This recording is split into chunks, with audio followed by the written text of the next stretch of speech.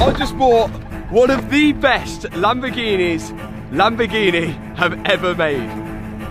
The Lamborghini. Lamborghini CEO Stefan Winkelmann made a statement that surprised a lot of people in the car world, but at the same time, it quietly explained something much bigger that most viewers did not notice at first.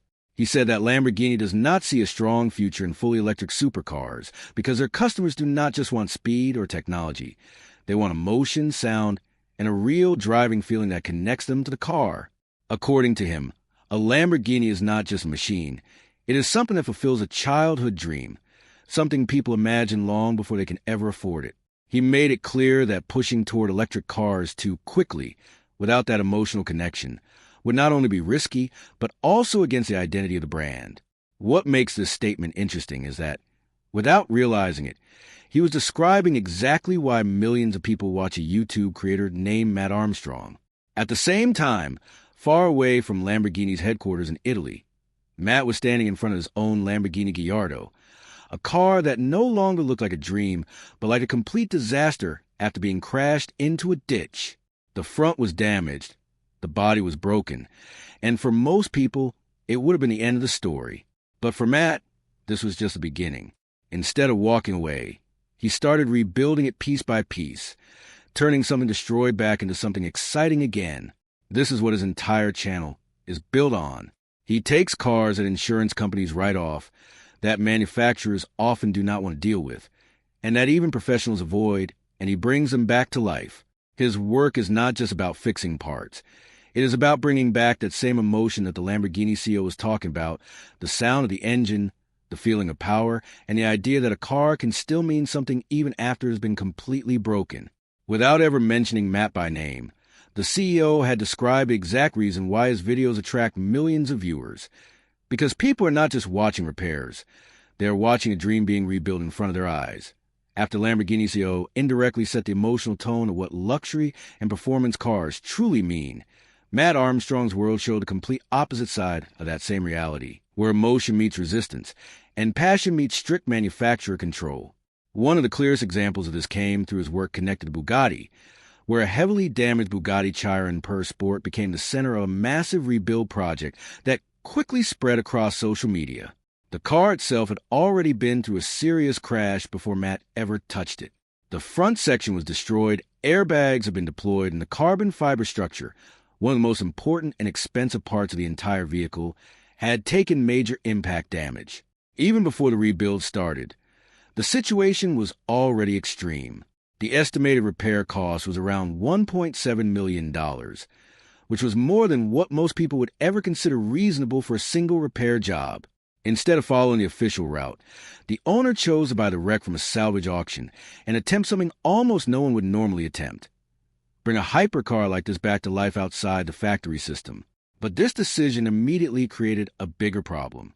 Bugatti had already restricted access to the car through its official dealer network, meaning no authorized parts could be supplied for that specific chassis. This action effectively cut off the normal repair path and placed the project into a gray area where everything depended on independent skill, creativity, and problem-solving. From Bugatti's point of view, this made sense because their cars are built with extremely advanced engineering, where the carbon fiber structure is not just a body panel but the main framework of the entire vehicle, and every system, from suspension to electronics, is designed around factory-level precision. They believe that without their tools, data, and controlled environment, rebuilding such a car could risk safety and performance. But from Matt's point of view, this restriction was not the end of the project. It was a challenge itself.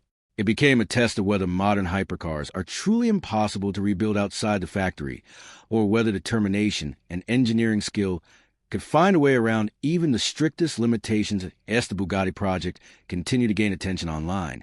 It started to shift from a simple rebuild story into something much bigger, almost like a public debate about whether modern supercars can even be repaired outside official manufacturer systems. Millions of viewers were watching not just because the car was expensive or rare, but because the situation felt like a challenge between independent engineering and factory-controlled technology. During this time, Bugatti's leadership also stepped into the conversation, with CEO Mate Rimac responding publicly to some of the claims being made online. In his statement, He addressed ideas that were spreading on social media, such as the suggestion that Bugatti parts could be easily replaced, cheaply sourced, or even recreated using simple modern tools like 3D printing. He explained that this was not realistic because many of the components in a Bugatti are designed with extremely tight tolerances and advanced materials that cannot be replicated without factory-level systems. He specifically highlighted how critical parts like the gearbox, lighting systems, and carbon fiber structure are all deeply integrated into the car's design, meaning even small changes could affect safety and performance. To make his point clearer, he shared an example from cold weather testing, where extremely low temperatures caused the dashboard materials to stiffen in a way that interfered with airbag deployment. This kind of issue, he explained, is not something that can be guessed or solved through trial and error in a normal workshop. It requires full manufacturer control and testing environments.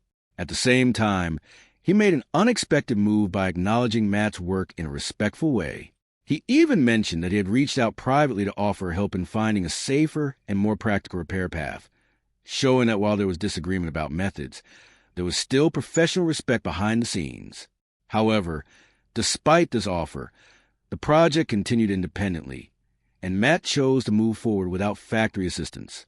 This decision kept the tension alive between traditional automotive manufacturing and independent creators, and it made the rebuild even more closely followed by viewers who were now watching not just a repair, but a larger question unfold about control, access, and what it really means to bring a modern supercar back from destruction.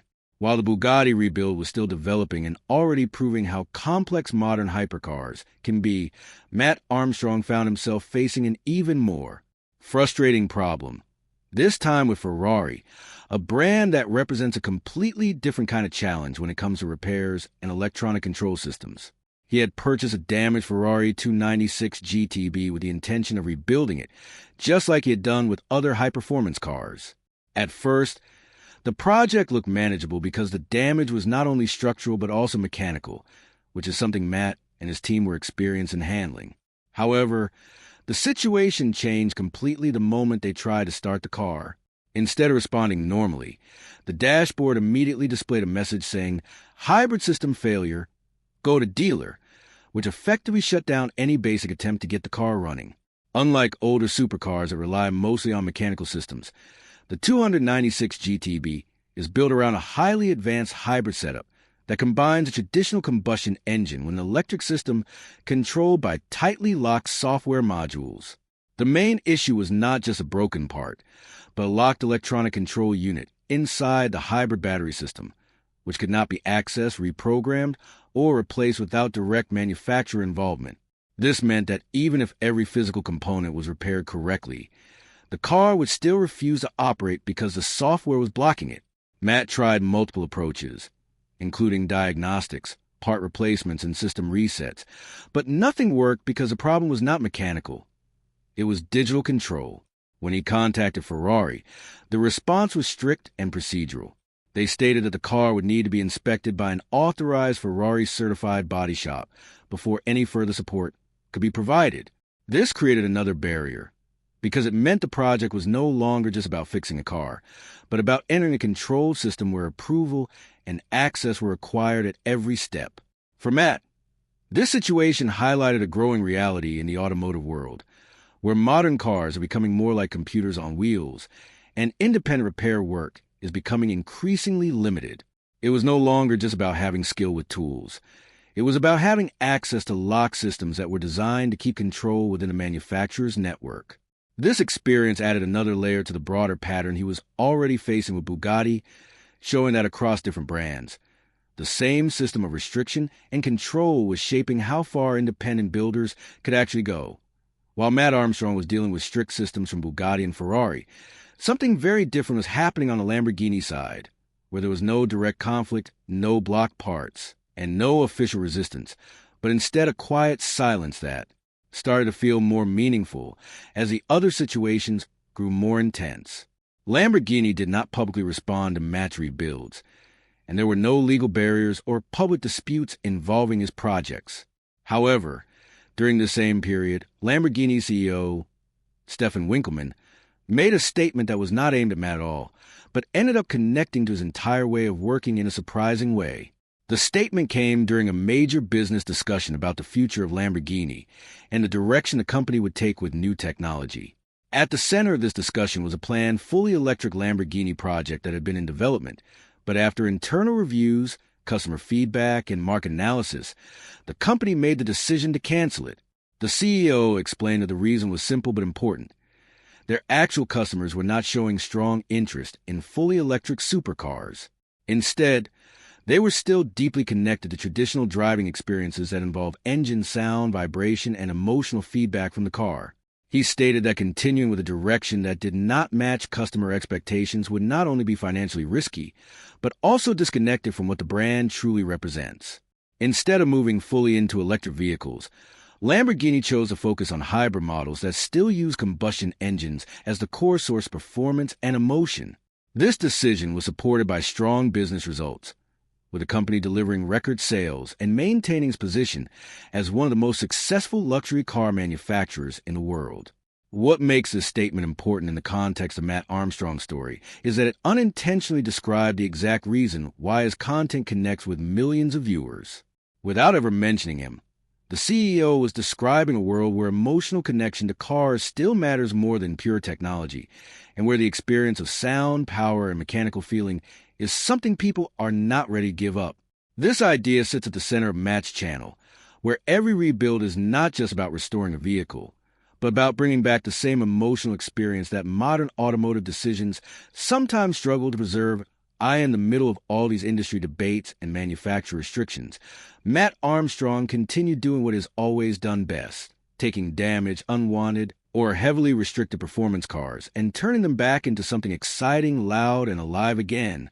One of the most dramatic examples of this mindset was his Lamborghini Gallardo project, a car that had already been through a difficult journey even before its latest rebuild phase. At one point, the Gallardo had been heavily modified from its original factory form, converted into a rear-wheel drive setup, and fitted with a twin-turbo system on its naturally aspirated V10 engine. This alone pushed the car far beyond its original factory specifications, increasing its output to around 800 horsepower, which is already an extreme level for a car that was never designed for that kind of stress. But Mat and his team did not stop there. The goal was to push the car even further, both visually and mechanically, turning it into something that would stand out not just as a rebuild, but as a complete transformation. The project included a full custom wrap design, carefully applied over multiple days, where even the smallest misalignment could ruin the entire visual effect. At the same time, mechanical upgrades continued in the background, including changes to airflow, weight reduction, and fueling systems to support higher power levels. One of the biggest challenges came from the fuel system itself, where the existing setup could not keep up with the increased demand from the engine. This required custom solutions, including upgraded pumps and redesigned fuel lines, all installed and tested under tight time pressure. When the car finally went to the dyno, the result was shocking even for experienced builders in the workshop, as the Gallardo produced over 1,000 horsepower, nearly double its original factory output. More importantly, it delivered this power through a rear-wheel drive system with minimal electronic safety intervention, making it an extremely raw and unpredictable driving experience. On the road, the car became something that even Mat struggled to fully describe, as a combination of power, traction limits, and mechanical response created a driving feel that was both exciting and dangerous at the same time.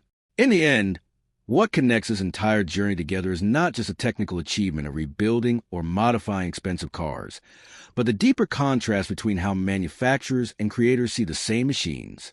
While companies like Bugatti, Ferrari, and Lamborghini focus on control, safety, and brand protection, creators like Mat focus on possibility, emotion, and pushing boundaries beyond what is officially approved.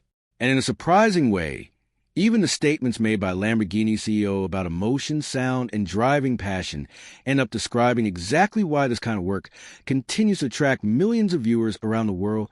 In the end, nothing between Mat Armstrong and the big manufacturers was officially resolved, and there was never a direct confrontation where brands openly accepted or rejected what he was doing. Bugatti still protects its systems. Ferrari still controls its hybrid technology, and Lamborghini continues to shape its future based on emotion and market demand. But something important had already changed outside of the factories and boardrooms. Millions of people were no longer just watching cars being repaired. They were watching a different side of the automotive world where passion, risk, and creativity exist outside official rules.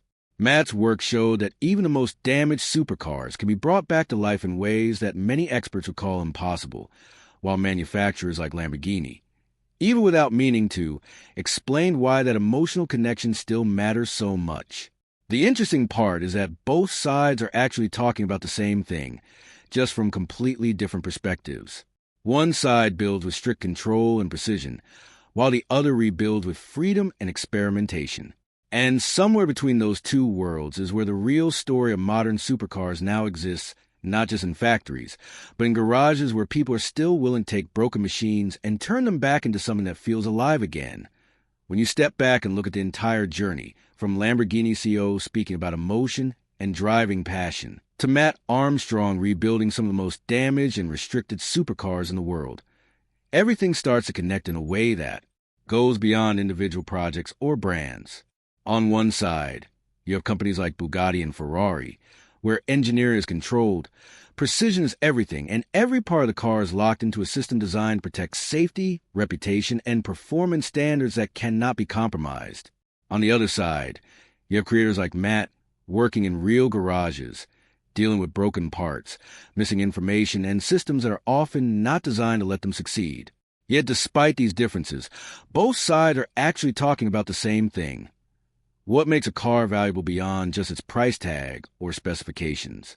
For manufacturers, value comes from perfection, control, and delivering a machine exactly as it was designed in a factory environment. For builders like Mat, value comes from possibility, from taking something that looks finished or destroyed and proving that it still has life left in it. This is why his videos connect with millions of people, because they are not just about cars. They are about the idea that something can be broken and still matter. Even Lamborghini CEO, without ever mentioning Mat, ended up describing this exact emotional connection when talking about why their cars will always stay focused on combustion engines and driving feel. It was not just a business decision, but a reflection of what people truly respond to when they think about performance cars. And in a strange way, that puts Mat Armstrong and the world's biggest supercar manufacturers on the same stage, just from completely different sides of the same story. One side builds a dream in a factory, the other side rebuilds it after it has been broken, and between those two worlds is where the real meaning of modern supercars now exists, not just in perfection, but in the possibility of bringing something back to life when most people already gave up on IT. In the end, what makes this entire story stand out is not just the cars, the damage, or even the extreme rebuilds that seem impossible at first glance, but the deeper clash between two completely different worlds that rarely ever meet. On one side, you have billion-dollar manufacturers building machines with strict rules, controlled systems, and carefully protected technology that is designed to ensure perfection, safety, and brand identity at every level. On the other side, you have a single creator working outside those systems, dealing with broken cars that have been written off, locked out, or considered too complex to touch without factory support, yet still finding ways to bring them back to life through creativity, experience, and pure determination. What makes this even more interesting is that neither side is truly wrong. They are just built for different purposes. Companies like Bugatti, Ferrari, and Lamborghini are designed to create perfection from the start, while builders like Mat Armstrong are working with what happens after things go wrong.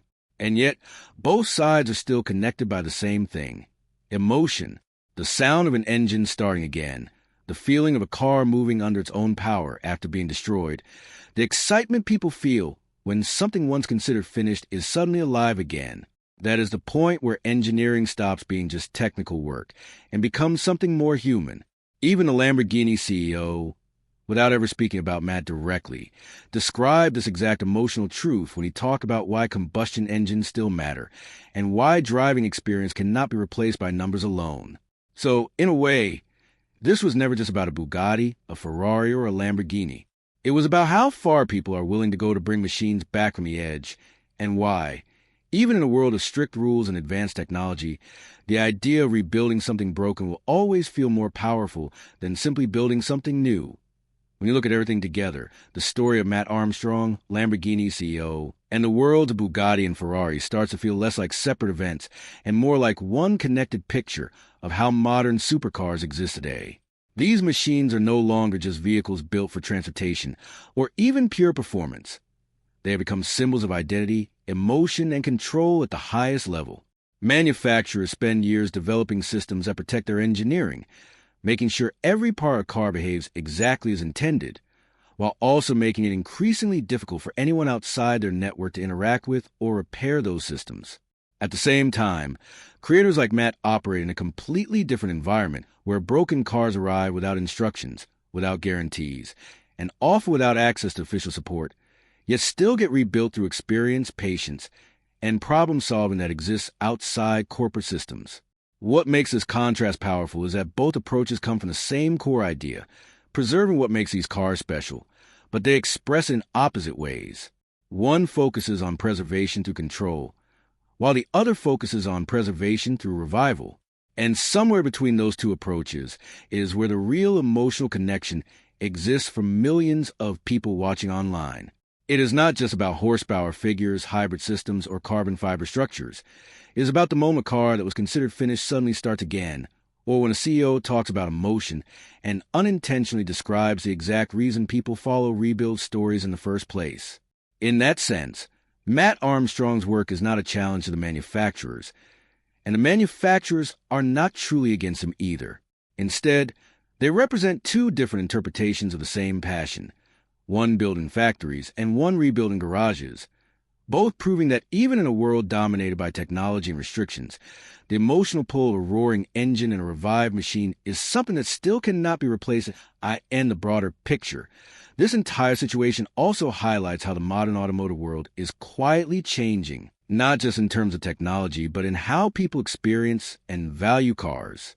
As manufacturers continue to move toward more controlled systems, hybrid platforms, and increasingly complex software-driven vehicles, the gap between factory-built perfection and real-world repairability is becoming wider than ever before. At the same time, the rise of creators like Mat Armstrong shows that there is still a strong audience for the raw, imperfect, and unpredictable side of car culture, where problems are not solved by replacing entire systems, but by understanding, rebuilding, and adapting what already exists. This creates a kind of balance in the industry that is not officially planned, but naturally formed through demand and interest. On one side, companies focus on innovation, safety, and brand protection, while on the other side, independent builders focus on access, creativity, and emotional satisfaction of bringing something broken back to life. And even though these two worlds rarely interact directly, they are both driven by the same foundation, the human connection to machines that represent power, freedom, and identity.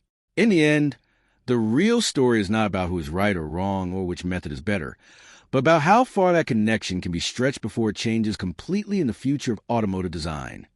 When everything is put together, this story becomes less about individual cars and more about a changing culture in the automotive world where two completely different visions exist side by side.